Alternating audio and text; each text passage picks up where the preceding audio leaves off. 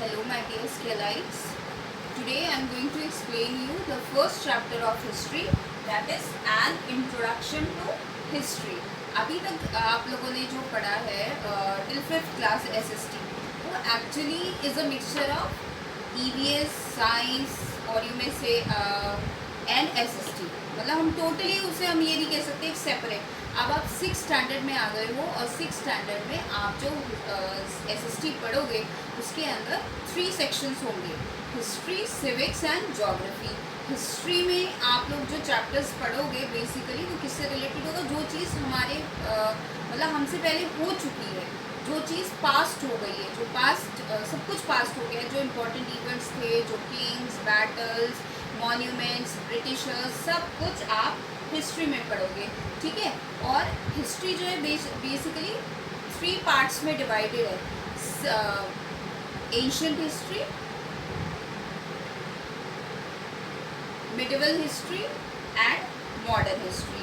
अब आप 6th standard में जो पढ़ोगे वो एंशिएंट हिस्ट्री पढ़ोगे, मतलब सबसे स्टार्टिंग हिस्ट्री की पढ़ोगे. फिर 7th स्टैंडर्ड में आप लोग मिडिवल हिस्ट्री पढ़ोगे. फिर 8th स्टैंडर्ड में आप लोग मॉडर्न हिस्ट्री पढ़ोगे. ओके.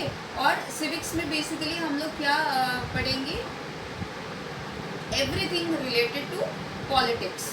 ठीक है, कि मैनेजमेंट कैसे होता है, कौन कौन सी गवर्नमेंट होती है, किस तरह से गवर्नमेंट वर्क करती है, वो सारी चीज़ें हम सिविक्स में पढ़ेंगे. ठीक है. और उसके बाद हम ज्योग्राफी में, ज्योग्राफी का हमने ऑलरेडी एक चैप्टर कंप्लीट कर लिया है, solar system. Yes, earth and our solar system. तो बेसिकली हम ज्योग्राफी में क्या पढ़ेंगे, एटमॉस्फेयर, अर्थ के बारे में बेसिकली सारा कुछ. ठीक है. तो ज्योग्राफिकल फीचर्स के बारे में पढ़ेंगे, नेचर के बारे में पढ़ेंगे. Okay. So now before starting the chapter मैं आपको सबसे पहले हम इस चैप्टर में हम क्या पढ़ेंगे, सिर्फ हिस्ट्री से रिलेटेड इम्पॉर्टेंट टर्म्स. ठीक है. और क्या क्या चीज़ें हुई, स्टार्टिंग कैसे हुई, लोगों ने किस तरह से आना शुरू किया, कब उन्होंने एग्रीकल्चर शुरू किया, पहले लोग कैसे रहते थे, उसका हम छोटा सा इंट्रोडक्शन करेंगे. ठीक है. तो उससे पहले let us have a look at some of the important terms. Okay. So first term is archaeologist. Archaeologist, who are archaeologists? People who study the objects made and used in the past. That means कि archaeologist कौन होते हैं, वो लोग होते हैं जो objects या चीज़ें जो पहले यूज़ होती थी या बनी थी, कहाँ, कब, पास्ट में. ठीक है. उनके बारे में जो स्टडी करते हैं उन्हें हम आर्कियोलॉजिस्ट बोलते हैं.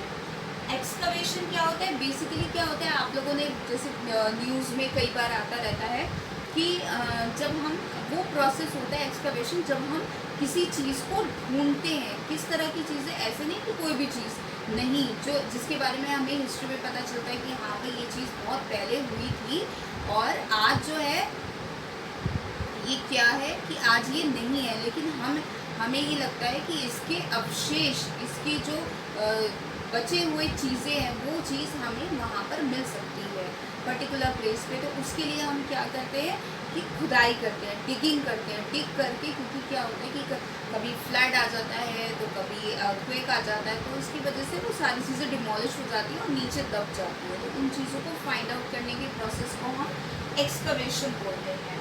फिर आता है आपका हिस्टोरियंस. हिस्टोरियंस कौन होते हैं, वो नॉलेजेबल पर्सन होते हैं जो किसकी स्टडी करते हैं, पास्ट की, हमारे पास्ट की स्टडी करते हैं. ओके. अब मैं आपको थोड़ा सा और इम्पोर्टेंट टर्म्स बताती हूँ.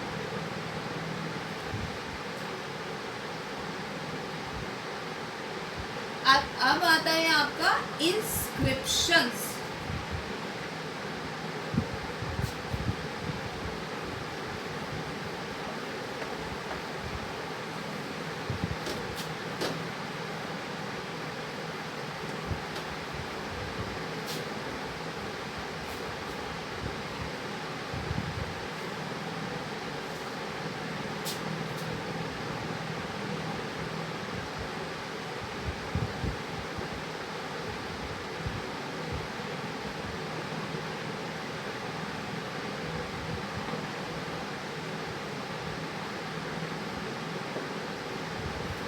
सी अब आता है आपके 2 इम्पॉर्टेंट टर्म्स.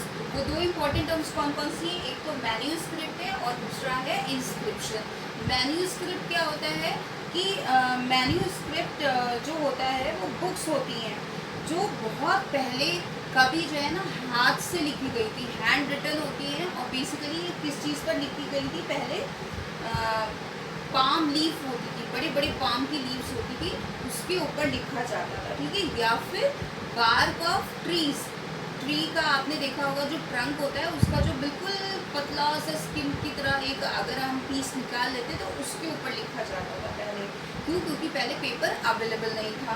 फिर आता है आपका इंस्क्रिप्शन। इंस्क्रिप्शन क्या होता है? ये भी हैंड रिटन चीज़ होती है, हैंड रिटन डॉक्यूमेंट्स होते हैं। ये इम्पोर्टेंट सेइंग, ये इम्पोर्टेंट थिंग्स, और वो बेसिकली कहाँ पे लिखा जाता है? ये तो उसके ऊपर पाम लीफ पर या फिर ट्रंक की जो एक बार्क होती है ट्री की, उसके ऊपर लिखा जाता था। लेकिन मैन्यूस्क्रिप्ट क्या होता है? हार्ड सरफेस पर या तो स्टोन पे, पत्थर पे उसको कार्व करके लिखा जाता था या फिर मेटल पर, ठीक है। क्यों लिखा जाता था? ताकि काफ़ी टाइम तक चलता रहे, ठीक है। जैसे आप लोगों ने देखा होगा अशोका पिलर, उसके ऊपर भी कार्विंग हुई है। अगर आपने कुतुब मीनार देखी होगी तो उसके अंदर भी पर्शियन में बहुत सारी चीज़ें इंस्क्रिप्ट हुई है।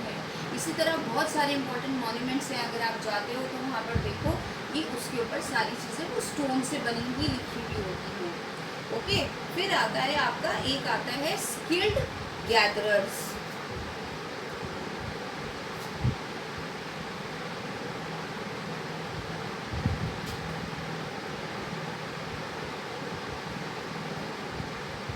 स्किल्ड गैदरर, सबसे पहले तो जो गैदरर का मीनिंग है, पहले के लोग क्या होते थे? एक जगह नहीं रहते थे, एक से दूसरी जगह घूम घूम कर अपनी जो लिविंग थी उसको, लाइफ को, उनका लाइफस्टाइल यही था। मतलब उनका जैसे हम लोगों का एक परमानेंट घर होता है, उसी में हम जाके रहते हैं। अगर किसी को हमारा एड्रेस चाहिए तो वो भी हमारा परमानेंट एड्रेस है जहाँ पर हम मिलते हैं।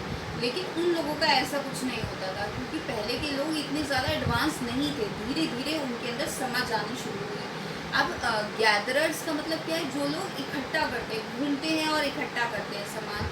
तो पहले के लोग क्या क्या करते थे? अपना खाने का फूड, इवन आग जलाने के लिए फ्यूल, ये सारी चीज़ें जाकर इकट्ठा करते थे, इसलिए उनको गैदरर्स बोला जाता है। स्किल्ड मतलब जो जिनके पास इससे जो बहुत ज़्यादा इसमें एबल लोग हो, जिनके अंदर बहुत ज़्यादा क्वालिटी हो, बहुत अच्छी क्वालिटी हो गैदरिंग करने की, ठीक है, तो उन्हें स्किल्ड बोलते हैं, स्किल्ड गैदरर्स बोलते हैं। फिर आता है आपका एक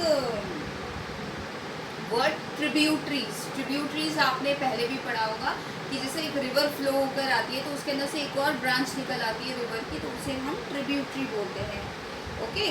सो now let us start with our chapter.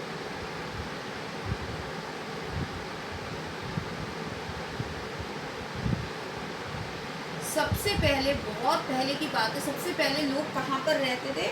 On the bank of several on the bank of reverse. लोग पहले कहाँ पर रहते थे? बहुत साल पहले, सेवरल 100 ईयर्स अगो, लोग जो है कहाँ रहना पसंद करते थे? नदी के किनारे।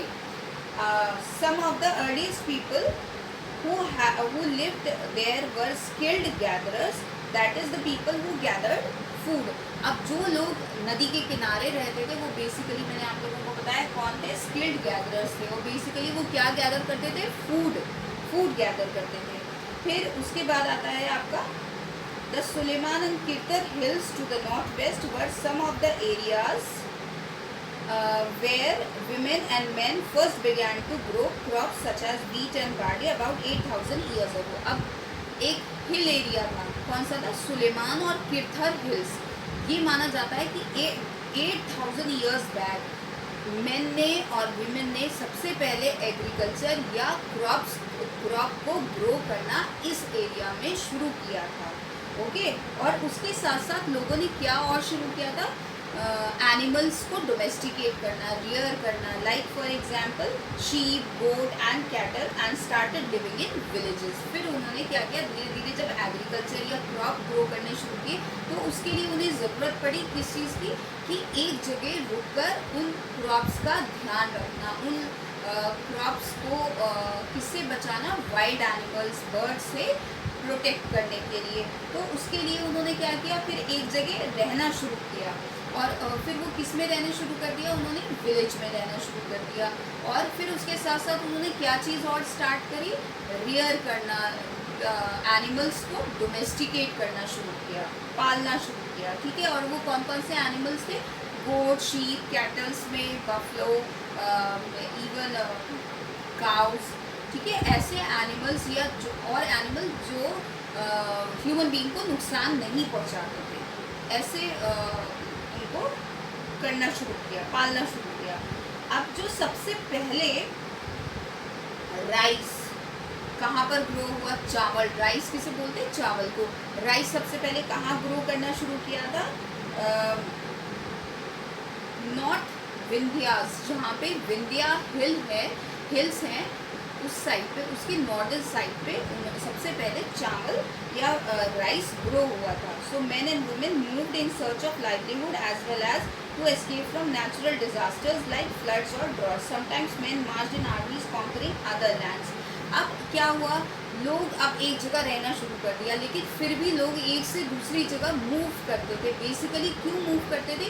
कभी कभी ऐसा होता था कि नेचुरल कैलामिटीज़ आ जाती थी, जैसे फ्लड आ गया। फ्लड क्या किसे बोलते हैं? बाढ़ आ गई है, या फिर अर्थक्वेक आ गया, या कुछ इस तरह की चीज़ हो गई जो नेचुरल डिज़ास्टर हो गया। या फिर ड्रॉट क्या होता है? सूखा पड़ना, है ना। जब बारिश ही नहीं होती, पानी की कमी हो जाती है, तो तब वो लोग अपनी जगह छोड़ के ऐसी जगहों पर मूव करते हैं जहाँ पर कंडीशंस ऑफ जहाँ पे लिविंग कंडीशंस बहुत अच्छी होती हैं, जहाँ पे फूड भी इनफ होता है, जहाँ पे वाटर भी इनफ होता है, ओके। और या फिर एक और रीज़न था कि जो मेन थे बेसिकली वो किस लिए मूव करते थे या माइग्रेट करते थे? आर्मीज़ में जाने के लिए, सोल्जर बनने के लिए, ठीक है, ताकि वो दूसरे लैंड को जाकर कॉन्कर कर सकें। Then people have shared new ways of carving stones, composing music and even cooking food over several hundred of years. अब क्या होता था? लोग एक से दूसरी जगह जाते थे, तो क्या होता था? वो अपनी साथ अपनी जो चीज़ें उन्हें आती थी वो लेकर जाते थे। फिर जिस जगह जाते थे वहाँ के लोगों की भी चीज़ें होती थी जो उन लोगों को आती थी। तो बेसिकली वो लोग क्या करते थे? एक दूसरे से एक्सचेंज करते थे, क्योंकि पहले कोई लड़ाई झगड़ा नहीं होता था। आपस में लोग एक दूसरे से बहुत ज़्यादा हार्मनी एंड पीस के साथ रहते थे। तो इसी तरह लोग जो है ना आपस में, कौन से लोग रहते थे? वो वाले नहीं जो दूसरे एक अपने लैंड को कॉन्कर कर रहे हैं, बैटल्स कर रहे हैं, ऐसे वाले नहीं, वैसे नॉर्मल लोग जिन्हें मैं अभी बात कर रही थी स्किल्ड गैदरर्स की, है ना। तो बेसिकली वो लोग क्या करते थे? क्या चीज़ें शेयर करते थे अपनी? कौन कौन सी आइडियाज़? एक तो स्टोन्स पे कार्विंग मतलब आपने देखा होगा कि स्टोन्स होते हैं, उसमें बहुत प्यारे प्यारे, बहुत ब्यूटीफुल डिज़ाइंस बनाए जाते हैं, या उसके ऊपर बहुत प्यारी चीज़ें लिखी जाती हैं, तो उसे हम कार्विंग बोलते हैं। फिर म्यूज़िक कंपोज करना, इवन फूड कुकिंग करना, कुकिंग ऑफ फूड भी एक्सचेंज होता था, ये शेयर किए जाते थे उसकी रेसिपीज़। आप देखो आज हमारे यहाँ इंडिया में भी are living in northern India, है ना, लेकिन हमें साउथ इंडिया की भी रेसिपीज़ आती है, या रेस्टोरेंट्स में हमें साउथ इंडियन भी फूड मिल जाता है, हमें फिर पंजाबी फूड भी मिल जाता है, इवन हमें चाइनीज़ फूड भी मिल जाता है, इज़न्ट इट। तो वो इसी तरह होता है कि जब एक दूसरे से रेसिपी शेयर करी जाती हैं। फिर आता है आपका, जैसे मैंने आप लोगों को बताया था कि मैन्यूस्क्रिप्ट जो होता है, मैन्यूस्क्रिप्ट किस पर लिखा जाता था? वो हैंड से लिखा जाता था पहले, और पेपर तो अवेलेबल नहीं होता था, तो बार्क ऑफ ट्री पे या फिर पाम लीफ पर जो डॉक्यूमेंट्स लिखे जाते थे उन्हें मैन्यूस्क्रिप्ट बोलते थे, ओके। और बेसिकली कौन से ट्री होते थे? जो कौन से ट्री की बार्क पे लिखा जाता था? बर्ड्स। और बेसिकली इस तरह के जो ट्रीज़ होते थे, इस स्पीशीज़ के जो ट्री होते थे, वो कहाँ पे मिल सकते थे? हिमालयाज़ पे। फिर आता है आपका इंस्क्रिप्शंस मैंने आप लोगों को बताया था कि कौन सी राइटिंग होती है? जो हार्ड सरफेस पर लिखी जाती है, स्टोन्स पर या फिर मेटल्स पर, ओके। फिर आता है आपका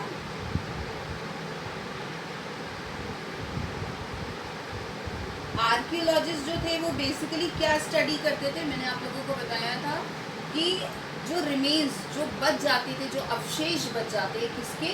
बिल्डिंग्स के, जो स्टोन या ब्रिक से बनी होती थी, पेंटिंग्स के और स्कल्पचर्स के। स्कल्पचर्स क्या होती है? जो मूर्तियाँ बनाई जाती हैं, ओके। और फिर they also explore and excavate, और वो क्या करते थे? और फिर इससे ज़्यादा जानने की कोशिश करते थे। फिर वो एक्सकवेट करते थे। एक्सकवेशन मैंने आपको बताया, the process of digging the earth. हम अर्थ को खोद कर उसमें से चीज़ें ढूंढने की कोशिश करते हैं। तो उसमें से वो क्या चीज़ ढूंढने की कोशिश करते थे, बेसिकली टूल्स। टूल्स क्या, जो यू में से जो वो लोग यूज़ करते थे, टूल्स, औजार जिसे हम कहते हैं, वेपन्स। ओके, वेपन्स क्या चीज़ होती है? वेपन्स होती है हथियार। फिर पॉट्स, जो बर्तन वो यूज़ करते थे, पैन्स। ऑर्नामेंट्स क्या, जो ज्वेलरी पहनी जाती थी। फिर कॉइन्स। ओके, और फिर आर्कियोलॉजिस्ट जो थे वो और किस चीज़ों के बारे में जानने की कोशिश करते थे? एक तो बोन्स, किसकी बोन्स? एनिमल्स की, बर्ड्स की, इवन फिशेस कि लोग उस टाइम पे, पहले के टाइम पे वो क्यों बोन्स ढूंढना चाहते थे, ताकि उनको पता चले कि लोग उस टाइम पर पास्ट में क्या चीज़ खाते थे। Okay, all dates before the birth of Christ are counted backward and usually have the letter BC और BCE। यस, अभी जो थी, पहले आप लोगों ने कई बार टर्म सुनी होगी, BC या BCE। BC और BCE। बेसिकली ये क्या होता है कि आपने देखा होगा BC और AD। अब आप हिस्ट्री में ये चीज़ पढ़ोगे तो क्या था कि पहले के, अब जब हिस्टोरियंस आए और हिस्टोरियंस ने अपनी स्टडी करी, तो उन्हें क्या था कि अब इतनी चीज़ों के बारे में उन्हें समझना था, तो उन्हें डिवाइड करना था पीरियड। तो उन्होंने क्या था, उन्होंने डिसाइड किया कि जो जीसस क्राइस्ट थे, उनकी बर्थ से पहले, मतलब उनकी दुनिया में आने से पहले के पीरियड को अलग कर दिया, और दुनिया में आने, उनकी बर्थ के बाद के पीरियड को अलग कर दिया। तो जब उनकी बर्थ से पहले के पीरियड को क्या बोला जाता था? BC या BCE, मतलब बिफोर क्राइस्ट। फिर people have lived on the bank of the Narmada for several thousand years. बहुत पहले लोग जो है ना, कौन से, मैंने आप लोगों को बताया था स्टार्टिंग में कि लोग कहाँ पे रहना पसंद करते थे? नदी के किनारे। तो बेसिकली लोग जो है ज़्यादातर मतलब जो हमें एविडेंसेस मिले हैं, जो सबूत मिले हैं, वो कहाँ के मिले हैं कि लोग बहुत पहले कहाँ पर रहते थे? Several thousands of years back Narmada river के बैंक पे रहना पसंद करते थे। The earliest of them were skilled gatherers. और जो सबसे पहले लोग वहाँ पर आए थे, वो बेसिकली कौन थे? स्किल्ड गैदरर्स थे। ओके, तो और वो लोग क्या गैदर करते थे? फूड इकट्ठा करते थे। Near Suleiman and Kirtar hills in present day Pakistan, crops like wheat and barley were first grown 8,000 years ago। और मैंने आप लोगों को हिंट दिया था स्टार्टिंग में कि 8,000 ईयर्स बैक जो एग्रीकल्चर स्टार्ट हुआ था, वो बेसिकली कहाँ पर हुआ था? कौन से एरिया में? किरथर और सुलेमान हिल्स में। और इस टाइम जो है वो, ये दोनों हिल्स कहाँ पर है? पाकिस्तान में है। ओके, और यहाँ पे जो सबसे पहले क्रॉप कौन सा ग्रो किया गया था? व्हीट और बार्ली। कब हुआ था? 8,000 ईयर्स बैक। फिर उसके साथ साथ लोगों ने एनिमल का रियरिंग भी स्टार्ट किया था, डोमेस्टिकेशन भी स्टार्ट किया था। फिर दे लिव्ड इन विलेजेस। ये भी चीज़ मैंने आपको बताई कि लोग कहाँ पर रहते थे? विलेज में रहते थे। पहले उस टाइम पे कोई भी सिटीज़ या टाउन्स नहीं डेवलप हुए थे। और राइस जो है सबसे पहले कहाँ पे ग्रो किया गया था? विंध्यास में, नॉर्दर्न साइड ऑफ विंध्यास। फिर एग्रीकल्चर जो था वो सबसे पहले, जो सबसे ज़्यादा डेवलप हुआ था, वो कहाँ पर हुआ था? गारो हिल्स में, और मतलब गारो हिल्स के पास और विंध्यास के पास। फिर some of the earliest cities flourished about 4,700 years ago on the banks of the Indus and its tributaries. Cities also developed on the bank of Ganga. अब ये 4,700 years बैक सबसे पहले सिटीज़ डेवलप होना शुरू हुई। और वो बेसिकली कहाँ पर हुई? कौन से रिवर के बैंक पे, या कहाँ पर? इंडस रिवर और गंगा रिवर के किनारे पर, और इंडस और उसकी ट्रिब्यूटरीज के किनारे पर बेसिकली डेवलप हुई। फिर जो लोग थे वो ट्रैवल करते थे एक से दूसरी जगह, और एक दूसरे से इंटरेक्ट करते थे विद ईच अदर। और फिर उसकी वजह से क्या होता था? जब लोग एक दूसरे से मिलेंगे तो अपने अपने आइडियाज़ भी शेयर होते थे, और इसी तरह जो था कल्चर के अंदर एनरिचमेंट आता था, और ज़्यादा एनहांस होती थी ब्यूटी कल्चर की। ठीक है। फिर आता है आपका ओल्ड बुक्स जो थी, मैंने आपको बताया वो उन्हें क्या बोला जाता था, मैन्यूस्क्रिप्ट। क्यों? क्योंकि वो मैन्यू का मतलब मैनुअली रिटन, ओके। और इनसे हमें बहुत ज़्यादा हेल्प मिलती है पास्ट के बारे में, पास्ट को समझने में। फिर archaeologists have also found inscriptions which are an engraved form of writing on hard surfaces. They were used for various purposes.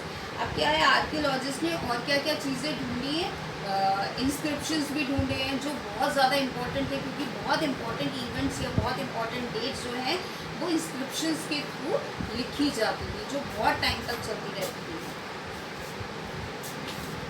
और फिर मैंने आप लोगों को बताया था आर्कियोलॉजिस्ट। आर्कियोलॉजिस्ट कौन होते हैं, जो चीज़ें जो हैं, कौन सी चीज़ों की स्टडी करते हैं, जो ऐसे ऑब्जेक्ट्स की स्टडी करते हैं जो या तो पास्ट में बनाए गए हो या फिर यूज़ करे गए हो।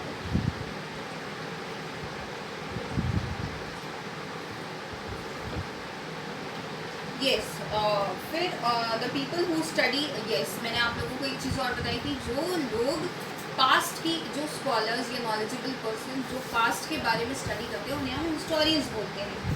They look for information found from manuscript and inscription which they call source. अब हिस्टोरियंस जो हैं वो बेसिकली किसकी हेल्प लेते हैं, वो लेते हैं मैन्यूस्क्रिप्ट की हेल्प और इंस्क्रिप्शन की हेल्प, जिसे वो ये बोलते हैं सोर्स, ओके। सो यहाँ पर आपका जो यहाँ पर जो चैप्टर है आपका दैट इज़ ओवर। अब मैं आपको थोड़ी सी इम्पोर्टेंट ईयर्स और कुछ इम्पोर्टेंट डेट्स के बारे में बताऊंगी, जो आपको बहुत अच्छे से बहुत केयरफुली सुनना है, ओके। अब आता है आपका 8000 ईयर्स अगो। 8000 ईयर्स अगो क्या हुआ था, एग्रीकल्चर स्टार्ट हुआ था, ओके। अर्थ पर एग्रीकल्चर स्टार्ट हुआ था।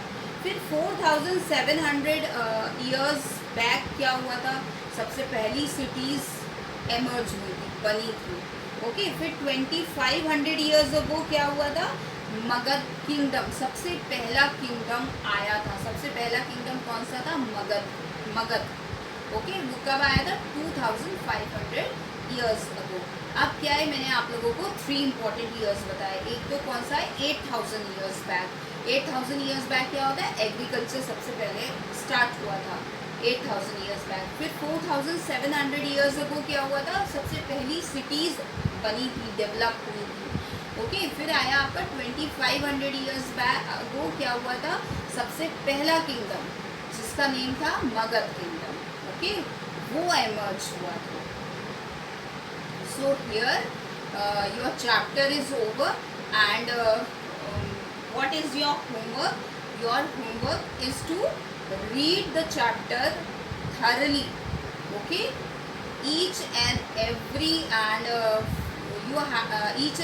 topic you have to read it nicely, word to word, and you have to find out the difficulties कि क्या क्या difficulties आपको हो रही हैं, क्या चीज़ आपकी समझ में आई, क्या चीज़ आपकी समझ में नहीं आई है, आप वो मुझसे कमेंट करके पूछेंगे, okay. So thank you for today. We'll be back with another chapter of civics in the next class. Thank you so much.